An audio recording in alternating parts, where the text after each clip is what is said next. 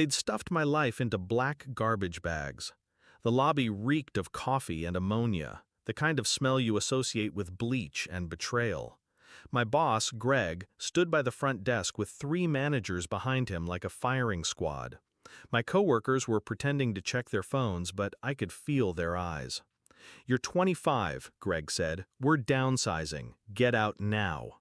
No meeting, no warning. Just my belongings, crushed, spilling out of cheap plastic, on display like trash.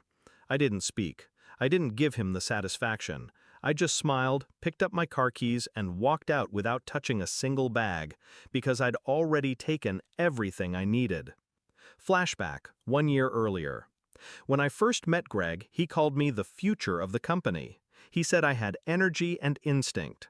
He invited me into meetings most interns never saw, asked my opinion, laughed at my ideas like they were genius. Back then, I believed him. I worked late, brought him solutions before he knew there were problems. I was loyal in a way only the young and hungry can be. But loyalty is a one-way street for people like Greg. The cracks started small. A skipped invite to a client dinner. A project I'd built from scratch suddenly being presented by someone else, Greg's favorite senior manager. Then came the praise that didn't include my name. And finally, the late-night email I wasn't meant to see. Greg forwarding my proposal to another manager with the words, "Run this under your department, credit it to yourself." That was the moment I understood. I wasn't the future of the company. I was a resource to be drained, then discarded.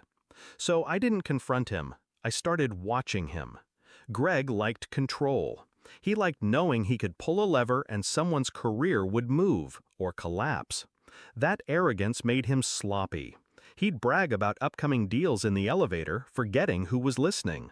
He'd leave signed documents in plain sight on his desk. I memorized names, dates, figures. By the time he'd stripped my projects from me, I already had something he didn't know I possessed, a map of the company's most valuable relationships. Planning started quietly. I stopped storing anything important on the company's server. I moved my work to encrypted drives at home.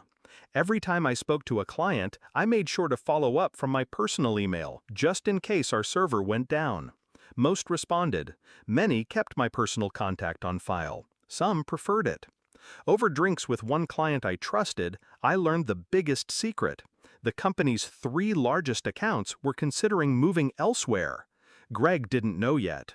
I decided to make sure that elsewhere was me. Execution took months. I reached out to those accounts not to poach, just to build trust. I anticipated their needs, solved problems before they escalated.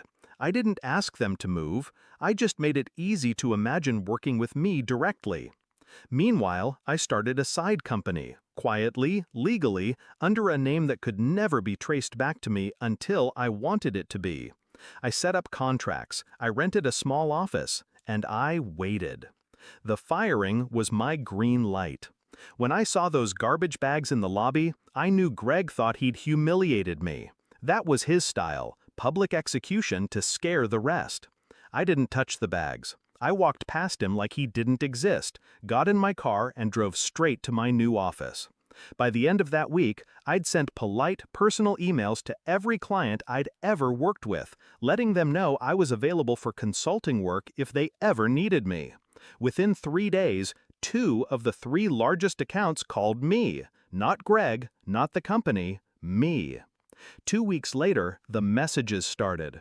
First, an email. "Hey, just wondering if you have a moment to chat." Then a text. "Can you talk today?"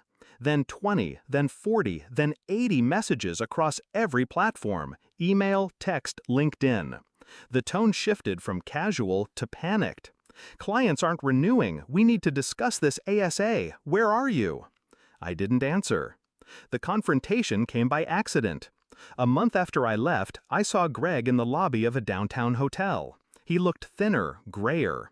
I walked past him, but he caught my arm. "What the hell did you do?" His voice was low, desperate. I tilted my head. I left. "You took them, didn't you?" "They called me," I said. "I didn't take anything. You threw it away." His hand dropped. In his eyes, I saw the realization land. He'd fired me thinking he was cutting off dead weight, but he'd been holding on to the anchor that was keeping the company afloat.